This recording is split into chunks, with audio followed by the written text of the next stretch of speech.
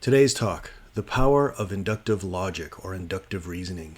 It's everywhere. It's incredibly powerful. It's very useful, but it's far from absolute. Today I want to talk about 4 versions of this: enumerative, statistical, analogical, and causal. One more time. Enumerative, statistical, analogical, and causal. And along the way, maybe Nicki Minaj can help us understand or maybe misunderstand the logic at hand.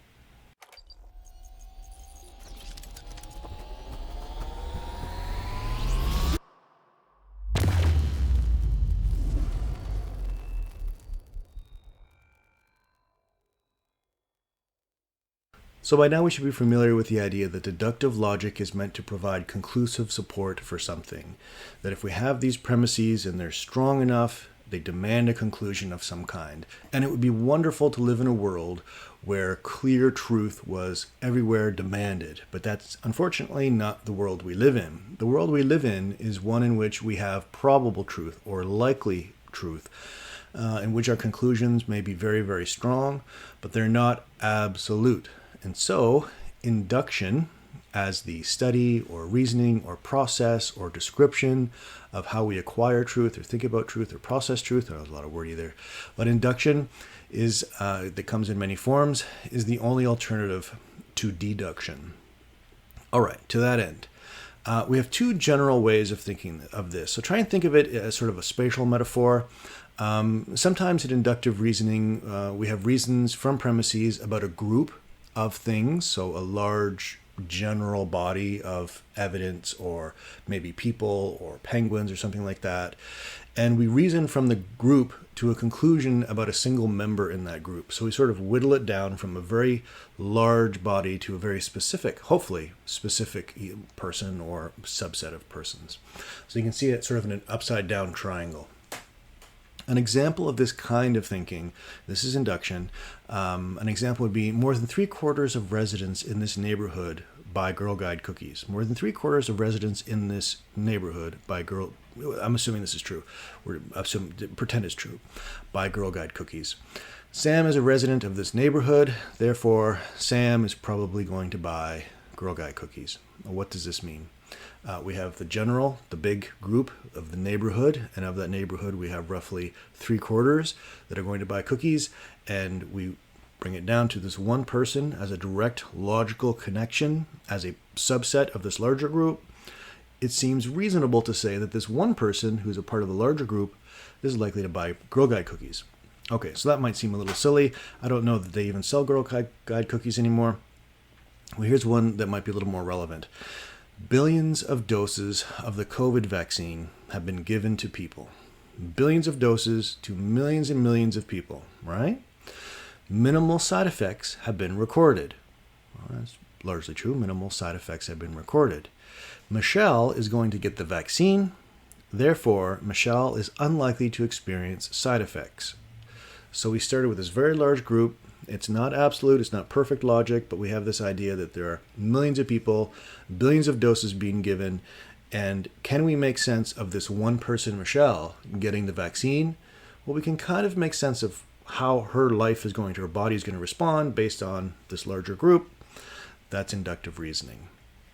Now, going from the many to the few is great, but typically we go from the few to the many. So we're going to reverse that triangle now. So far more inductive arguments reason from premises about individual members of a group to a conclusion about the group as a whole. This is the enumerative induction. Enumerative induction. That's a fancy, fun word. Another way of thinking this is from particular instances to general instances, or general or universal. I prefer the word universal myself. So the first one we talked about was from a general or universal to a particular. Now enumerative, we're going to talk about this, goes from a particular to a general. Again, it's all inductive, it's all this kind of squishy reasoning, but when it's the best that we have, for the most part, trying to figure out what life means, what truth is, it's worth our while to do due diligence. I can almost say that quickly enough. Okay, so here's an example. This happened to me the other day.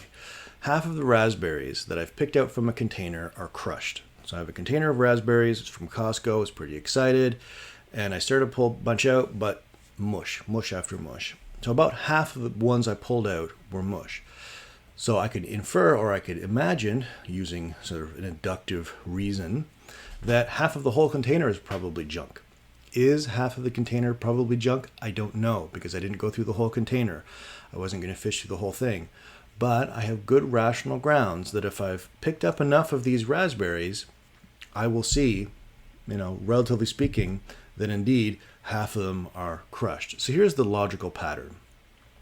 X% of the observed members of group A, raspberries, have property P, being crushed.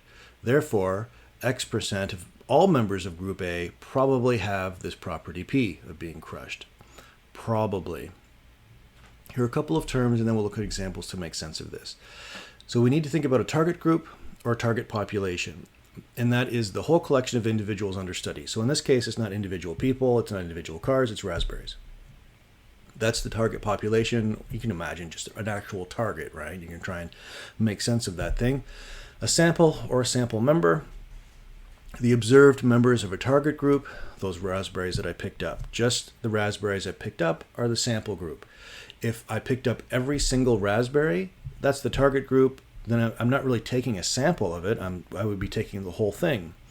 But often that's too costly and that takes too much effort, too much time. Plus, we can't interview everybody. We want to know about something. We can't look at every car. So having the power to just have a sample group that is hopefully relevant and representative of the larger group is very, very powerful. So we have a target group, we have a sample group, the raspberries that I'm working with, and then we have a relevant property, or the property in question, which is whether or not they're crushed. Later on, we'll look at examples of people in smoking. There's an example. The target property would be smoking, well, specifically lung cancer. You get the idea. So inductive logic takes a look at something relatively small, and from our limited evidence, gives us a view of reality or a view of the truth that exceeds the immediate evidence. And hopefully, mostly, it's true. Target group, berries. Sample, those I picked out. Property, whether or not they were crushed. The relevance of this kind of thinking is boundless. You can imagine, especially as we go through these examples, how relevant this will be to medicine, science, engineering, space exploration, and so on. Inductive arguments like this go wrong all the time. Consider this example. All the lawyers that Jill has ever worked for have been absolutely corrupt. I guess emotional language there, absolutely. What does corrupt mean? We're not sure. But all the lawyers that she's worked for have been corrupt. Therefore, all lawyers are probably corrupt. Do you see the problem here? Well, Jill has probably, as far as a sample group goes, has only worked for a handful of lawyers in this analogy, in this story rather. She's only worked for a handful of lawyers, so it's very, very difficult to say that she has a strong sample group. Also, there are thousands of lawyers in this country, so the idea that their characteristics or the traits of these corrupt ones match the thousands that are out there, well, there's no logical reason to connect the two. There's no logical reason to see these two things are connected in any direct causal way. In other words, that line of reasoning is poor. Here's an example to drive home, sort of a popular example rather, to drive home the importance of inductive enumerative logic. Inductive enumerative logic. Nicki Minaj wrote the following tweet. My cousin in Trinidad won't get the vaccine because his friends got it and became impotent. His testicles became swollen. His friend was weeks away from getting married. Now the girl called off the wedding, so just pray on it and make sure you're comfortable with your decisions, not bullied, end quote. This is Nicki Minaj. And of course, the media went crazy over this. Why? Why was the media going crazy over this? It's just a tweet. Of course, she's a superstar. She's not a scientist. She's not a medical doctor. But she seems to be kind-hearted. She seems to think that what she's saying is helpful. Now, what she's doing is inductive logic. So what's going wrong here? Why might Nicki Minaj be in hot water with the media? And certainly the media had a heyday with this, but I don't know that many really spelled out the fallacy of logic or reasoning that was at hand here. So Nicki is using inductive logic, and she's saying that this particular person, her friend of her cousin, his particular person had property X. Obviously, there's something about impotence, and the getting the vaccine did this to him. And that property X is undesirable. So she's going to tweet out to a larger population, the general world, millions of followers, that they need to know about this one case because it may impact their lives. which seems, she seems to be doing a public service announcement. She seems to be well intended, but the effect was actually the opposite. This is terrible reasoning, and this is actually dangerous reasoning, because she's taking an example of one, actually, and we could talk about testimony, how it's the testimony of another person, not even hers, not even a second person, or the third person's testimony. We could talk about the problems of causation, that there are any number of reasons, and we will talk about causation, but any number of reasons why this may be happening, having nothing to do with the vaccine. But in the very least, we can say this.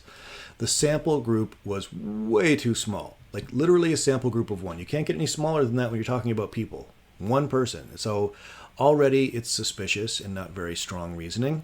And also it's not representative. It's not representative for a number of reasons.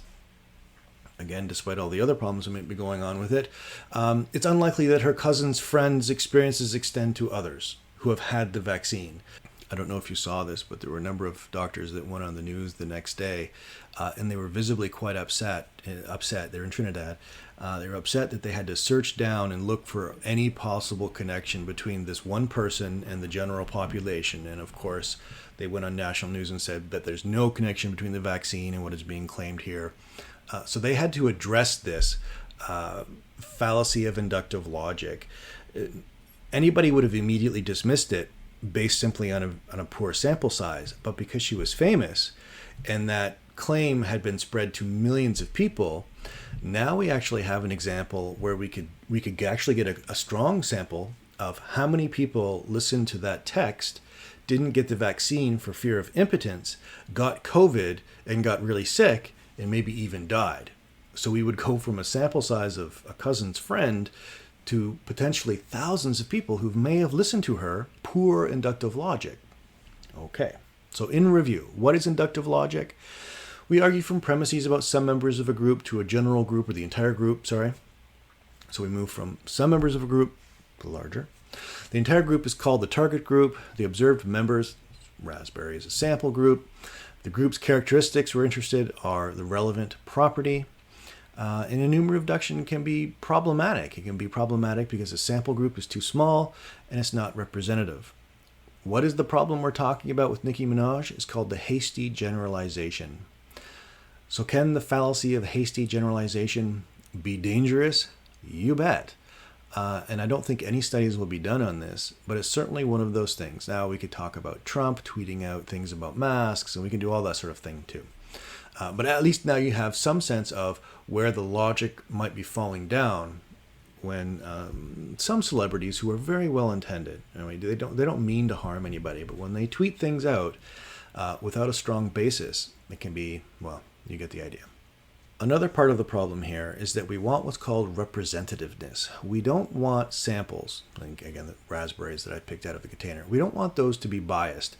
If I had looked at this container and I had just picked the ones that looked particularly red, I would be selecting, instead of randomly taking from that collection, I would be very selective in what I was doing. And I may actually be kind of loading the case in the wrong direction. Maybe it just so happens that all the red ones are crushed. And now I might assume the red is a good thing, but maybe the ones that are less red are not crushed. So I would have been biasing my own mini study here.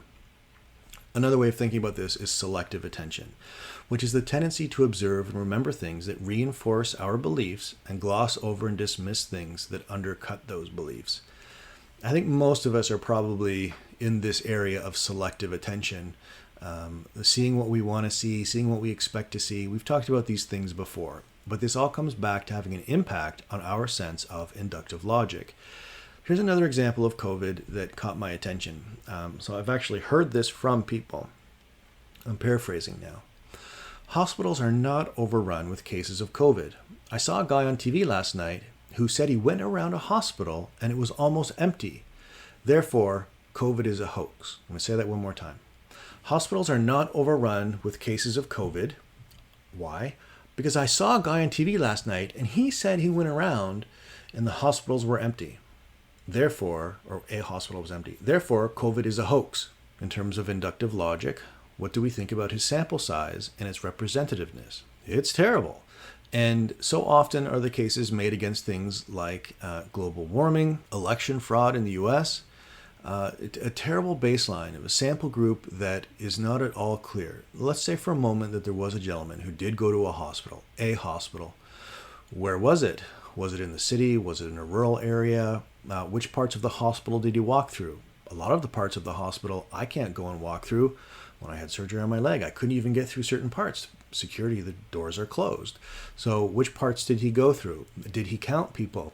Did he have a sense of sort of that sample size, that he had to get a sample size from it? And let's say, just for the sake of argument, he did go to a hospital, and that hospital was largely empty and not overrun by COVID. Well, what does that say about the 999 other hospitals in that same area, depending on wherever it might be? It says very little.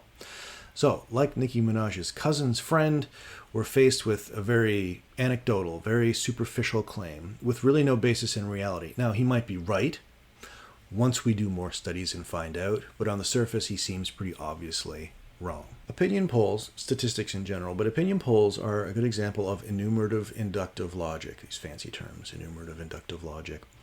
But you never know whether they're accurate. It's always questionable. As you get around to election time and all kinds of opinion polls roll out regarding presidential candidates and whatnot, and maybe you want to know whether someone likes your brand of car or Pepsi, whatever. So a lot of ways to think about these things. So if you want a way of being able to translate some stats or opinion polls, consider some of these just very quick highlights. First, you might be surprised that sample groups don't have to be huge to get a pretty reliable sense of the whole. So I don't need to literally go through 1,000 raspberries to understand that this container, it kind of has this characteristic. Also, you may have heard of the term random sampling. Random sampling is really important. If I went to a pizza store and I stood in front of a pizza store and I polled everybody that walked by, do you like pizza? Well, obviously, I'm going to get a slanted answer versus if I go to, say, a vegan restaurant and I ask them, do people like pizza? Do you like pizza? Versus if I go to an automotive store and I ask them, do you like pizza? Obviously, the people coming out of a pizza store are going to give me a loaded sample. So it's not a fair representation. It's certainly not random. And there are different ways of thinking about blind and double-blind trials in which the people actually doing the study don't know who has a placebo. They don't know necessarily how even the study is being done, so that they're, metaphorically speaking, blind, so they can't condition the study. So that's one way of doing it. Random sampling is important. A couple of other important terms. One is margin of error. Margin of error, I'm sure you've heard of this before, is the variation between the values derived or taken from a sample and the true values of the whole target group. The idea of the margin of error is to point us in the direction of acknowledging that the sample is unlikely to be an exact match with what we're trying to figure out. There's going to be some wiggle room there, and that's the margin of error. But the second term, this confidence level, comes in, and the confidence level is the probability that we believe or we take to heart that the sample will accurately represent the target group within the margin of error. So, okay, we have this idea that the raspberries I have in my hand might not match what's actually in the container, but what is my confidence that I'm within 5% or 3% or maybe 10%? What is my confidence level there? A confidence level of 75% means that there's a 75% chance that the results will accurately reflect the frequency of being crushed in the container. All right. Now, just how much of a sample size do we need to have a very narrow margin of error so we have as close a match as possible? Well, based on many studies on many different topics, if you have a sample size of about 100, whether it's 100 raspberries, again, depending on the context and how many things are involved, but 100 people, then you have a sample margin of error about 10%. Margin of error about 10%. And you get up to 2,000 people, so from 100 to 2,000 people, if we're trying to maybe find out who likes pizza, then we actually reduce our margin of error only at 2,000 people. So not 2 million, 2,000 to about 2%, give or take. At 10,000 people, we've gone from 2% to roughly 1%. So it's not as nearly as big a jump from 100 to 2,000. So something about that 1,000 to 2,000 mark that really helps us hammer home that this might be true. And at the 10,000 mark, okay, we're still at about 1% margin of error. But even at 100,000, even at 1,000,000, because this is inductive logic, we have to admit there's still room for error. So we always give it at least a 1%. Most studies that you will see out in the study sphere that are reputable, done by scholars, done by renowned organizations or groups, should have a sample margin of error of about 3%, give or take 3%. This brings us to statistical arguments or statistical syllogisms. What is this stat stuff? Often, again, we have incomplete information about a larger group, whether that's men who've had the vaccine and are impotent, or crushed raspberries and whatnot, Girl Guide cookies, you get the idea.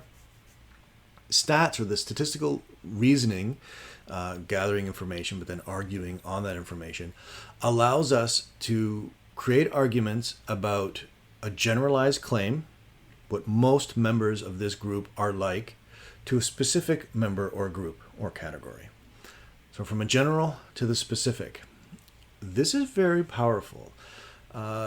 So here's an example. My wife and I were talking today, just very briefly, about suicide cases in the San Francisco Bridge, people who jump. And it was mentioned that if you can get to people fast enough, of the almost 600 that have attempted to jump in the last 20 years, really only like 5% of them, I don't remember the exact number, but about 5% of them actually followed through with suicide after they were saved from jumping initially off the bridge. So the inference is, of this group of people, if you can get to them soon to save them, like within a few minutes of them attempting to jump, that you can see that very few of them actually follow through later on. So it's a priority to get to people and to stop them from jumping, which is just generally good advice anyway. But now you can move from this general to the specific. Jim, this character, has gone to the San Francisco Bridge to jump. We can say that if we get to Jim fast enough, we have strong rational grounds to say that we're not just saving his life in that moment, but that he can go on to live hopefully a happy life, I don't know, but to live life. Much like we've already talked about, to understand statistical syllogisms, we need to identify some basics. The individual being examined, the group to which the individual is said to belong, the characteristic being attributed, and the proportion of the group said to have that characteristic. But like we've also seen with induction, these are not guaranteeing conclusions. Still, here's an example to drive it home. Premise 1. In general, the snakes that live in Canada are harmless. I think that's true, actually. Premise 2. This is implied. The snake right there in front of you is in Canada. Conclusion, the snake is harmless. So we've gone from a general. We can go out and get stats. We can look up books, encyclopedias, and figure out how many venomous snakes exist in Canada. Then, based on that generalization, we have, which is a strong generalization based in evidence and based in research, still not perfect, but close. Then when we see a snake right in front of us, we can conclude, of course, that the snake is probably harmless. Now, unfortunately, in some parts of Canada, that's not true. A couple of hours from where I live is one of the few patches left of the Massasauga rattler snake, and they're dangerous. So, again, strong reasoning, not perfect. Here's another example. Quote, based on evidence from clinical trials in people 16 years and older, the Pfizer-BioNTech vaccine has a 95% efficiency at preventing laboratory-confirmed infection with the virus that causes COVID-19 in people who received 2 doses and had no evidence of being previously infected. Premise 2, you are 19 years old and you've had 2 doses. Conclusion, you are unlikely to get laboratory-confirmed infection with the virus. Do you follow? A generalized study, you have to look into specifics now. Do we have good reasons for accepting the premises? Was this clinical study done well? Was it done with a large enough sample group? Was it a careful survey of looking at the patients? Maybe they're committing the fallacy of hasty generalization, in which case this claim would be really bad. And then, of course, we want to know, are these average 16-year-olds, or maybe there's something unique about them? Maybe they were all athletes or something like that. So there are a lot of ways that we need to still question it, but the logic is still there. This study, 16 years and older, found that 95% of them, this happened. It just so happens that if you're 16 years of older, it just so happened, but if you are 16 years and older and have 2 doses, There you go. The logic seems pretty strong. The next one is analogical induction. An analog is a comparison of two or more things that seem to share some kind of property or some kind of characteristic. These are incredibly persuasive. We do these a lot. We use these a lot. And I think it's because we can associate concrete things with sometimes lofty or abstract things. So the argument by analogy helps us kind of bridge worlds a little bit, theory and practice in a way. But like so much of induction, these things can go south pretty quick or go bad pretty quick. So an analogical inductive argument reasons this way. Because two or more things are similar in several respects, they must be similar in other respects. Because two or more things are similar in these ways, we can probably assume they're similar in at least one other or maybe many other ways. Here's an example. This is kind of a play on words, but horses are to past societies like computers are to future societies. Horses are past, you can almost say it. Horses are to past societies like computers are to future societies. That is, computers like horses are important. If we start to think about it, that does show a similarity, but I would argue it's a very superficial similarity. And in fact, there are many, many dissimilarities. We'll get into this in a minute. Capitalists are like vampires. Capitalists are like vampires. They take, right? They take from their victims. This is not terribly helpful, these two examples, but it's giving you this idea that there's a comparison between two things. Somebody wants you to believe something based on this comparison. But on further analysis, we might realize that many of the things we accept as being similar, because people are telling us they're similar, maybe aren't similar at all. And this relies on a certain degree of probability. And this, again, the argument by analogy is everywhere. Law, science, medicine, ethics, archaeology, forensics, you name it. Here's one from forensics to give you an idea. Whenever we have observed this pattern in the blood splatter, gross, we have subsequently learned that the gunshot victim was about 4 feet from the gun when it was fired and was facing away from the assailant.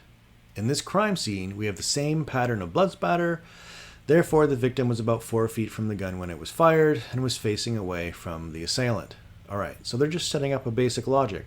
When this happens, regarding blood splatter, we see in the past that this is what it means. In this case, we have the same criteria of blood splatter. Therefore, we can infer that this is the same thing happening now, even though it's a different situation, a different place, a different time. The argument by analogy. There are 4 things that you really want to spend time on to really hammer through an argument by analogy. You want to look at relevant similarities, things that really are similar, and that's going to rely to a large degree on your personal judgment. Dissimilarities, obvious ways they disconnect, like horses and computers clearly disconnect. The number of instances being compared. If they did this forensic analysis where they looked at blood splatter only once, okay. But what if they've done it in hundreds or thousands of counties across the world, right? And so many studies have been done time and time again to demonstrate that this is accurate. Well, then the probability goes up. And of course, diversity of cases. The more often when the contexts are quite a bit different, but the patterns repeat, it's good evidence, again, to help us understand that maybe this is true. No guarantee. It's not always obvious what counts as a relevant similarity. Take a look at this. This is from Leo Gork's Good Reasoning Matters textbook. This is one of my favorite examples of an argument by analogy. So here's the basic argument. Quote, astronauts wear helmets and fly in space. That's true. The figure in this Mayan carving seems to be wearing a helmet and flying in a spaceship. Therefore, it is a carving of an ancient astronaut. Well, this is interesting. So look very closely. What do you see? When I look closely at this, at the very, very bottom, very close, well, first of all, it's very decorative, of course, but at the very bottom, you see something that looks like flames. And those flames seem to be connected to what look like pipes. Those pipes, like a machinery of some kind, seem to be going into a mechanism that this person is sitting on. It's obviously not a normal chair by any means. It's far too complicated with things happening around it. It almost looks like there's a gas or like a cloud, like when we see a rocket ship taking off from NASA on the sides. And this person is sitting there. It looks like they're operating controls with their hands. And what a weird way to hold your hands unless you're operating some kind of control. If we look really close, we can see that this person has some kind of head dressing on. Maybe that's a primitive helmet of some kind. It's very hard to know. But the whole thing seems to be pointed up. So the bottom or the base is quite large, where the flames are coming out the bottom, and the top is pointed like we would expect of a rocket ship. The more you look at this, the more you think, wow, maybe this is an example of we're talking about something from a long time ago. This is an actual thing. This isn't made up. It's a carving from the 700 AD, 690 our era. Is this an example of an ancient astronaut? Well, okay. Well, the dissimilarities. So we have some similarities now, but they're not definitive. Some dissimilarities. Well, first of all, if this person is going into outer space, they probably want a spacesuit. There's no visible means of having a helmet to maintain oxygen or temperature. It doesn't look like there's any kind of shell around this ship that we could see, if this is in fact a ship. Frankly, it just looks more like a very fancy throne, and this person is kind of sitting on it awkwardly. Is there any indication of a fuel source? Is there any indication of a navigational equipment? It's just a post with some interesting drawings on it.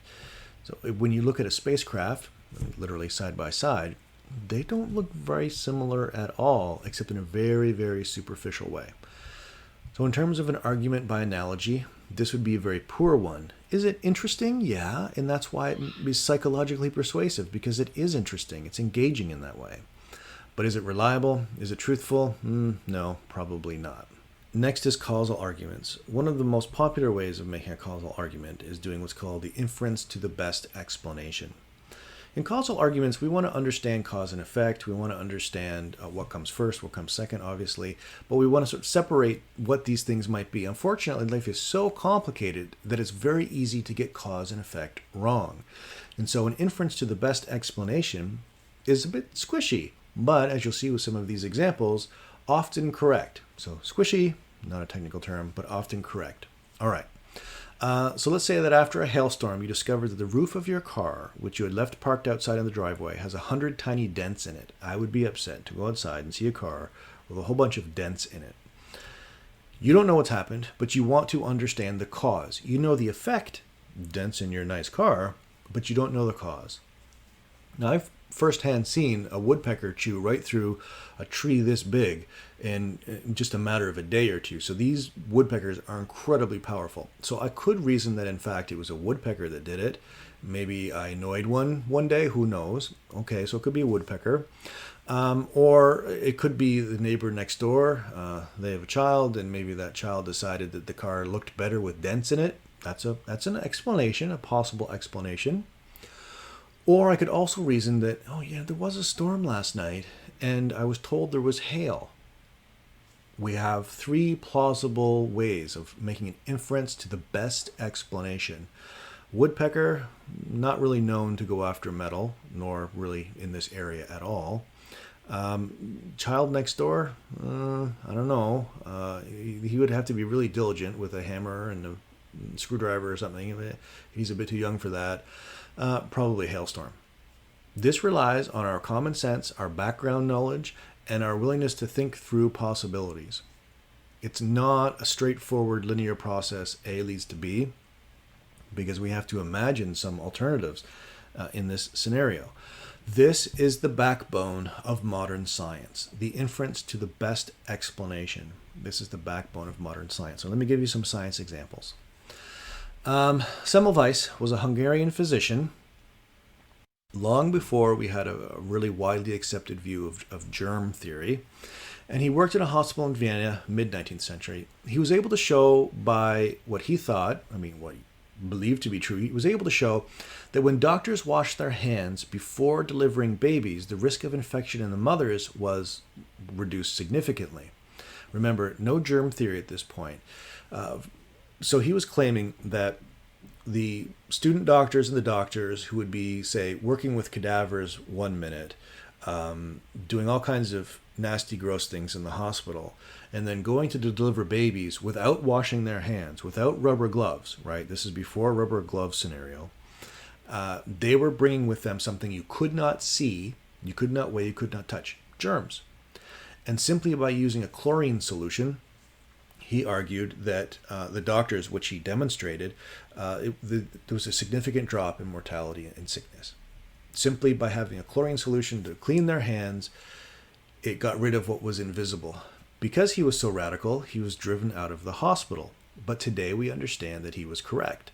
He was making an inference to the best explanation. Why were people sick? There's something being shared that we can't see, right? So he hypothesized or theorized. He came up with a solution that worked. It showed statistically, there was evidence that time and again, doctors did this, mortalities went down. The scientific community rejected him. Eventually coming around, of course, and realizing that he was correct. But consider this example, a little less direct. Robert Koch and Louis Pasteur argued that diseases like cholera are caused by microorganisms. Again, the germ theory of disease. So pre-widespread acceptance of the germ theory. This person, Koch, isolated the bacteria responsible for cholera quite early on. But this other person, Pettenkofer, however, was unconvinced. He wanted to prove Koch wrong, so he drank a glass of water mixed with what he thought the alleged cholera germs. So you're saying that this thing causes cholera. I'm going to prove you wrong. He drinks it. Okay. What happens? Well, strangely, he didn't suffer any ill effects at all, at least none that I heard of. He was fine, and he survived. Koch later on said that basically the only reason that we can explain this is that he got lucky. He got lucky because, in fact, we know now, after a number of studies, that these things should have caused cholera, and it was just a fluke incident that he survived. Maybe it was acid in his stomach that neutralized it. Maybe it hadn't been properly isolated. Maybe what he drank didn't actually have cholera in it. So here's an example now of an inference to a best explanation. Unlike Semmelweis that showed, wash your hands, deaths go down, this person did something that should have caused death, that didn't. So he inferenced to the best explanation that cholera is not caused by germs, but he did so incorrectly. So inference to the best explanation can yield truth, and it can also, depending on context and repeatability of experiments, I can't talk very well today, can show us error. John Stuart Mill devised a number of ways or methods to help us understand causal arguments or to work with them. Agreement or difference is one, both agreement and difference, and then correlation. So agreement and difference, both agreement and difference, and correlation. Agreement or difference is basically this. If two or more occurrences of a phenomena have one factor in common, that factor is probably the cause. So this happened, and then this happened. What do they have in common? This one thing? And then it's probably the thing that's related. Easy, no problem. Okay. An example, 3 people in your residence all fell sick at once in one night. All ate at different restaurants and hung out with different people, but all of them took the sip from one bottle of water. Okay, pretty straightforward. If that bottle of water is the one factor, that's probably where they got it. Now, in real life, there are probably other factors, like they were all breathing the same air in the same city, and you get the idea.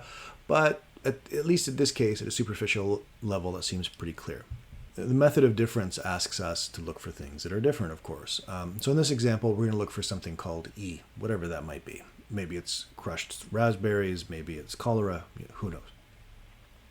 So there are a number of factors, A, B, and C.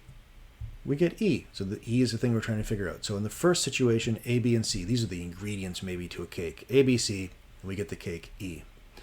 But when we do it again, A and B do not give us this cake. A and B by themselves don't give us cake. So what can we infer? That in the first one, A, B, and C gave us a cake. But in the second one, A, B, no cake. Then we can infer through the method of difference that C is probably the cause. Well, in this case, not a very good cause. Cake's not a very good example, but you get the idea. That we look for what's different, and what's different? C. What's even better than agreement and difference? Both agreement and difference. The joint method of agreement and difference. We want to know the cause of something, identify the relevant factors common to both, whatever the phenomena may be, and discard any of the things that are present when there is no occurrence, or there's no phenomenon, there's no activity.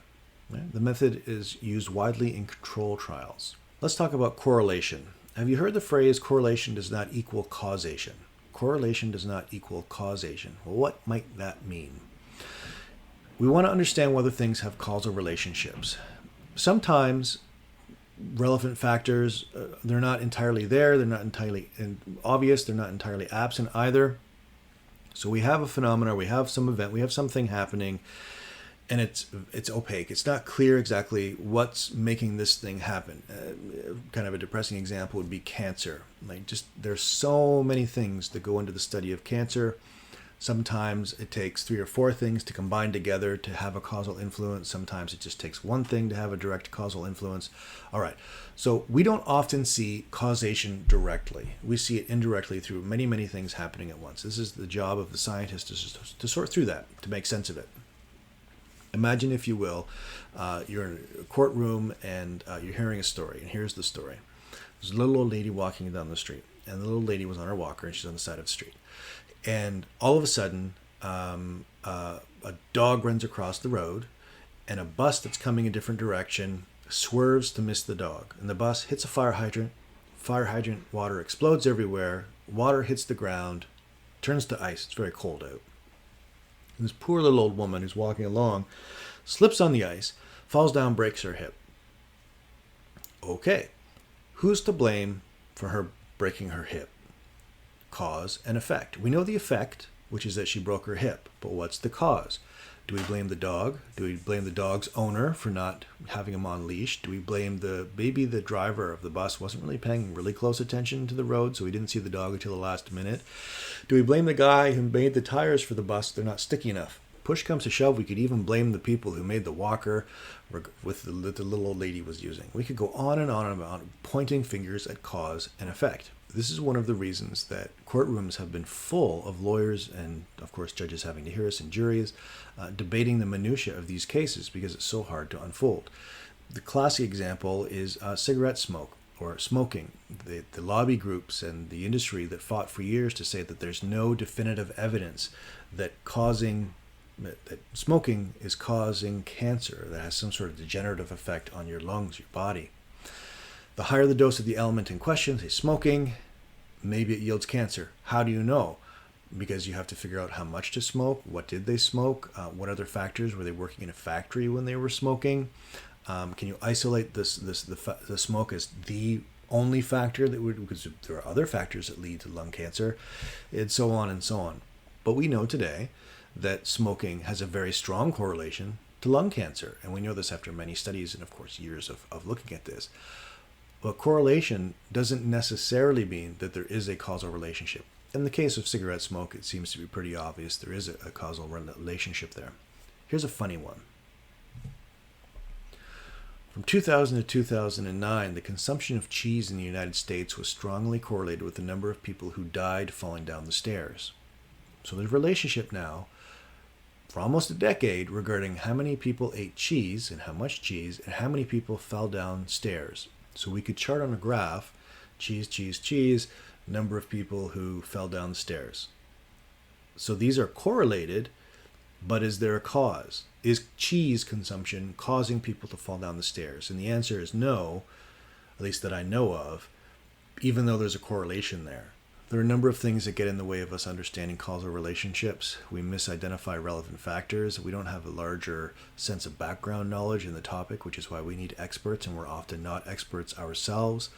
We often take irrelevant data or irrelevant truths as causally related when they're not, maybe because they fit our biases or our assumptions. When we fail to consider all relevant factors because we don't have not enough time or enough energy to invest in figuring out all the possible sources of causes, one of the big failures is the assumption of temporal order, that because something happened after, it must be the effect, and what happened before must be the cause. This is actually a fallacy, a logical fallacy called post hoc ergo propter hoc. Post hoc ergo propter hoc. After that, therefore because of that.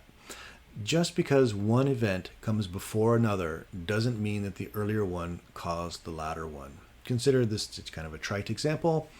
An hour after Mike drank Pepsi, his headache went away. The Pepsi cured his headache. Well, did it? It might have. Maybe the caffeine in it or something may have caused it. But it's more likely that the Pepsi did not have a medicinal effect, that there were other factors involved. But we do this often. Something happened after, we assume that that was the cure, which is why healthcare is so difficult. Because people try all kinds of alternative remedies, and it's very difficult to know which ones actually work based on, well, I took it and then I got better. But is there a causal relationship there, or just correlation? Does your coffee drinking cause you to feel stressed out, or do you feel stressed out because of your coffee drinking? Does regular exercise make people healthy, or are healthy people naturally prone to regular exercise? Of course, it could be a mix of all of the above, but you get the idea. A helpful tool in this conversation is thinking about necessary and sufficient conditions. What are necessary and sufficient conditions? Very briefly, a sufficient condition is a condition for something to happen that guarantees that thing will happen. So if you get X, it guarantees something, okay? A necessary condition, by contrast, we're thinking about causal reasoning now, a necessary condition for the occurrence of something is necessary for it, but does not guarantee it. The thing won't happen without it, but you need it. So an example of this would be a cake. Necessary ingredients for a cake: flour, sugar, well, maybe sugar, eggs. Each one of these is necessary. If you don't have flour, if you don't have eggs, you don't have a cake. But on their own, just an egg, that doesn't give you a cake. That makes sense. So we have sufficient, guarantees something, and necessary. Necessary, just like the word says, it's important, but it doesn't guarantee a causal reality, an event, a thing. Here's some necessary examples. Having bread is a necessary condition for making grilled cheese, but you also need cheese, you also need a toaster ostensibly, you also need gravity to hold, okay, you get the idea. Having water is a necessary condition for making coffee, but you also need other things. Coffee grounds, as an example. Having a golf club is a necessary condition for playing a round of golf. Yeah, usually necessary, unless you found a stick, maybe. We all know that air is necessary for human life. Without air, there would be no life, but air does not guarantee life. Here's some examples of sufficient conditions. These are a little harder to pin down, but I hope you'll get the idea. Being a human being is a sufficient condition for being a mammal. You're a human being, you're a mammal. Okay. Owning a BMW is a sufficient condition for owning a car. If you have a BMW, that guarantees that you're a car owner. Okay. Having $1 billion is a sufficient condition for being a millionaire. Sure. Okay. Now, notice there are other sufficient conditions. Owning any car would guarantee that you're a car owner. Having any amount of money between over $1 million, $1,001, $1,002 would guarantee you being a millionaire. And being any other kind of mammal at all would guarantee that you're a mammal. Okay, so what have we learned? Well, we've learned again that inductive logic has relevance almost universally. It's the backbone of scientific thinking and scientific reasoning. Inductive logic comes in various forms: enumerative, statistical, analogical, and causal, just a few that we've looked at. There are a lot of ways that it can go right and be helpful, and there are a lot of ways it can go wrong, especially when we're talking about issues of COVID. We can look at things like the method of agreement, difference, agreement and difference, and so on to help us analyze causal arguments. And we've learned that thinking about the difference between necessary and sufficient conditions can help us understand causal relationships as well.